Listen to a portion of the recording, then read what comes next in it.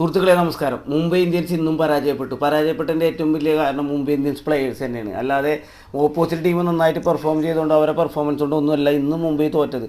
Batting middle ഓർഡറിൽ തിലകവർമ്മ ഒന്ന് കളിച്ച കളി വളരെ ദയനീയമായ ഒരു കളിയാണ്. സത്യം പറഞ്ഞാൽ ടീം ഡേവിഡിനോ പൊള്ളാഡിനോ പകരക്കാരായിട്ട് മുംബൈ ഇന്ത്യൻസ് ഇന്നേ വരെ നല്ലൊരു ഫിനിഷർ ഹിറ്ററെ കണ്ടുപിടിക്കാത്തടത്തോളം കാലം മുംബൈയുടെ പരാജയങ്ങൾ ഇതുപോലെ ഏറ്റുപോകും. നമ്മളെപ്പോലത്തെ മുംബൈ ഒരുപാട് സ്നേഹിക്കുന്ന ആരാധകർക്ക് ഒരുപാട് വിഷമമുണ്ടാക്കുന്ന ഒരു പെർഫോമൻസാണ്. ജയിക്കുമെന്ന് കരുതിയ 2 കളികളാണ് ഈ ടൂർണമെൻറ്റിൽ ഇപ്പോൾ നമ്മൾ ദയനീയമായിട്ട് തോറ്റത്.